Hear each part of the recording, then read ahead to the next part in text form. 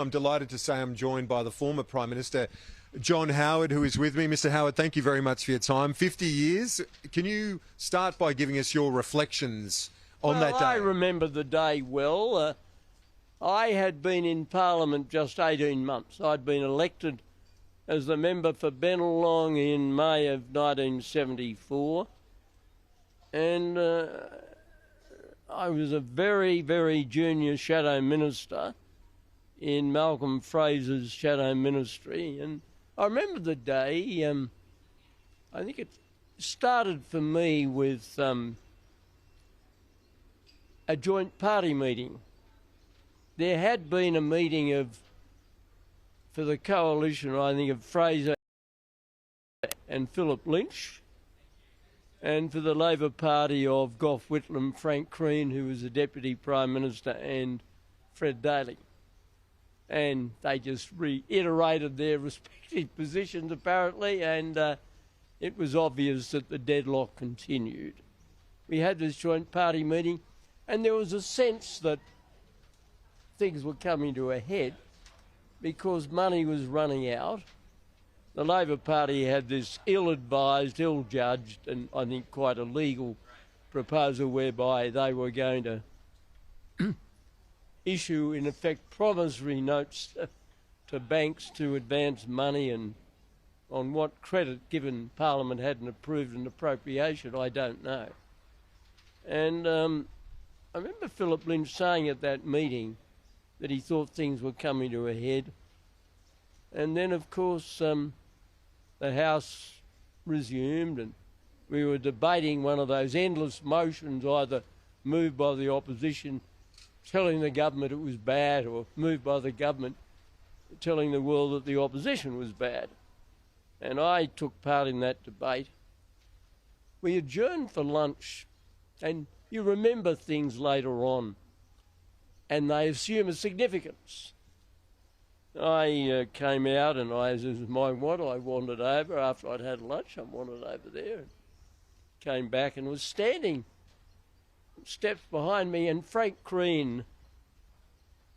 There were a lot of people there urged his way past me, and Frank was a lovely, polite, gracious man in every way. And he said, "Excuse me, John," and I said, "Sorry, Frank." And we'd been debating in the House, and we just sort of grinned. And he was obviously hurrying to the lodge. See, Gough had been sacked. And he didn't say anything to me, neither he should have. And then later on, only a few minutes later, I think, I may have the sequence wrong after all these years, I was standing in the opposition lobby, and Malcolm Fraser strode through the door, and he had a book in his hand. And I worked out later that that book must have been the Bible in which he'd been sworn as caretaker Prime Minister. And then I went into the House, the bell started to ring, and I came across Vic Garland, who was the opposition whip. He was from the electorate of Curtin in Western Australia. And he said, "Oh, have you heard? Kerr has sacked Gough." And I said, "Oh, you're joking." "No, really?" And I found it hard to believe, and then the bell stopped ringing, and Gordon Scholes, who was the Labor member for Corio, a former Navy boxer, I think, had been the Speaker for some time, and a very, very good Speaker. And he held the place together on that day. And Fraser took his chair up, the opposition leader's chair, and he called him to speak at some point. I don't know whether it was immediate or a few minutes after, and he called him not the leader of the opposition, called him as the honourable member for Wannon, because he was no longer leader of the opposition, but he continued to be the honourable member for Wannon. And I knew then that what Garland had said to me was right, because he was no longer leader of the opposition, and he then described what had happened, tabled the opinion from Sir Garfield Barwick, and the place erupted. And as you can imagine, but Scholes did very well. He held it together.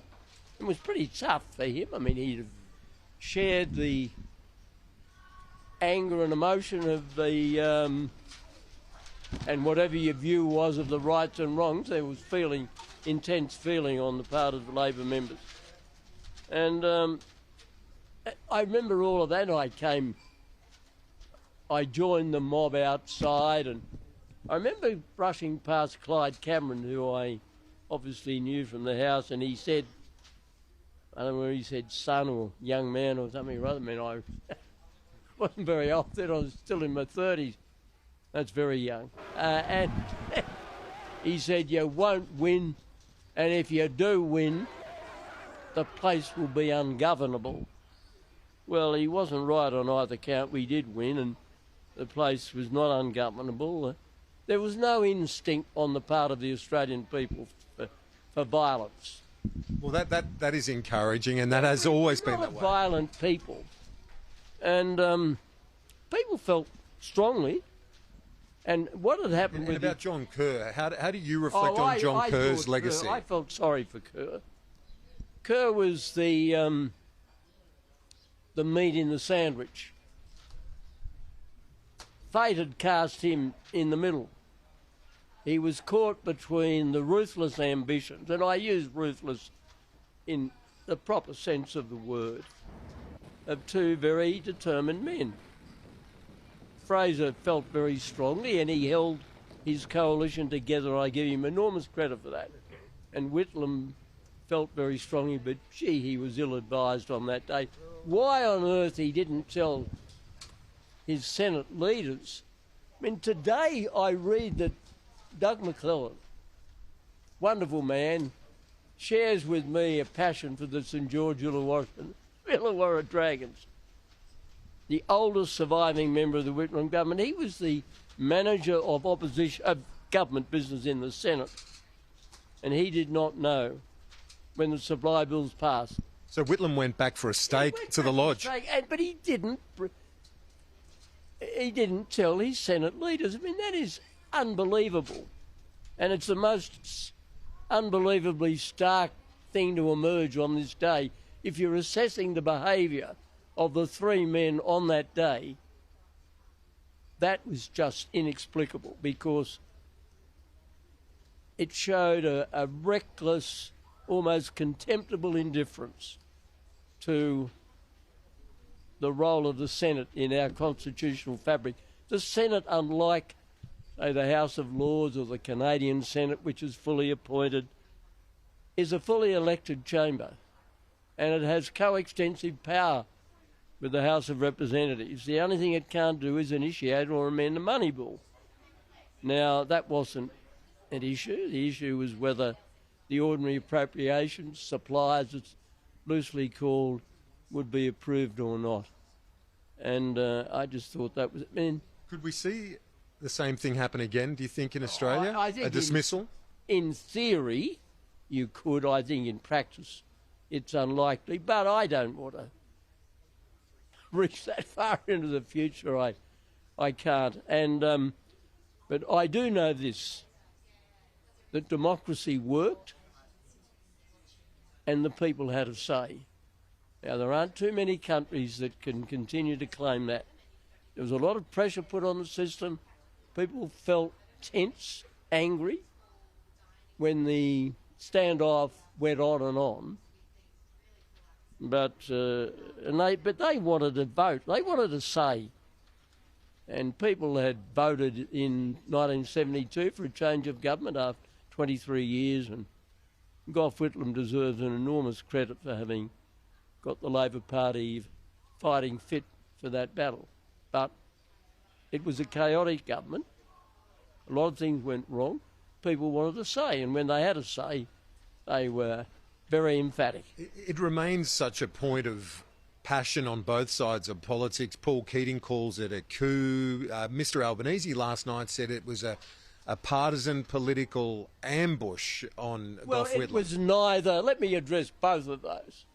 I say to Mr Keating and Mr Albanese, it was neither an ambush or a coup. It was a political argument between a government that knew it would lose if it had a general election. Because remember, not too long before, had a by-election in the seat of Bass in northern Tasmania. And there was a massive swing. I think the greatest, certainly since World War II, something like 17 or 18%. A seat based on Launceston in northern Tasmania. They knew that their number was up politically.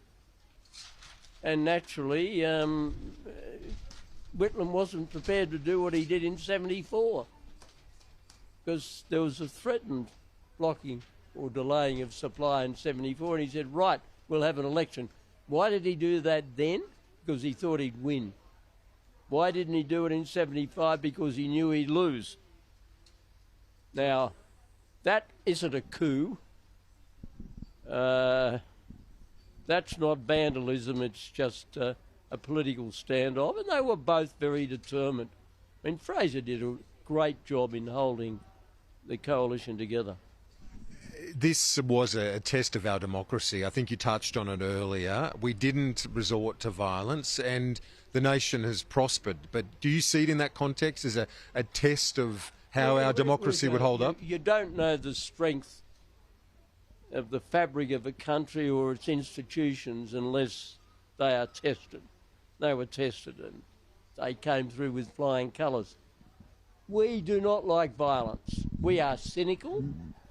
We have a very deep deposit of what I call Celtic scepticism. We wonder what people are really up to in public life. But when we have it explained and they know, we make up our mind and we vote accordingly. And that happened in 1975. The mob decided they wanted a change of government. 2 years later, it was still a standoff between Fraser and Whitlam, and they repeated it. And Her Majesty, the suggestions that there was any role by Buckingham Palace, some still suggest the Palace Papers indicate some level of involvement. What do you say to that? Well, even Paul Keating said that's nonsense. I don't often agree with him on matters relating to the monarchy. I agree with him on some other things. But on that issue, any suggestion that the Queen was involved in it or knew about it and gave a wink or a nod is nonsense. Anybody who understood her, as Doug McClellan said, she was a very gracious lady who had a fixed view about her role in the affairs of Australia and the other countries of which she's Queen. Finally, we're talking about a moment of turbulence all those years back. Have you got any pearls of wisdom for those that have followed in your representation of the Liberal Party? They've got a big week. They're meeting tomorrow on net zero. And have you got any thoughts, any bits of advice for them, what they should do? Well, in the end, you win power in this country if you establish that you can govern the country better. And a precursor to that is working out a policy position on all the issues of the day. And I think the Liberal Party and the National Party is going through the right thing to debate the net zero issue. But please do it against the background of holding the coalition together. The success of our side of politics over the last 50 or odd years has been dominated by the tightness of the coalition. Malcolm Fraser and Doug Anthony worked together very well. I worked together very closely with Tim Fisher and John Anderson and Mark Vaile, as way back Bob Menzies had done it with Fadden and McEwen.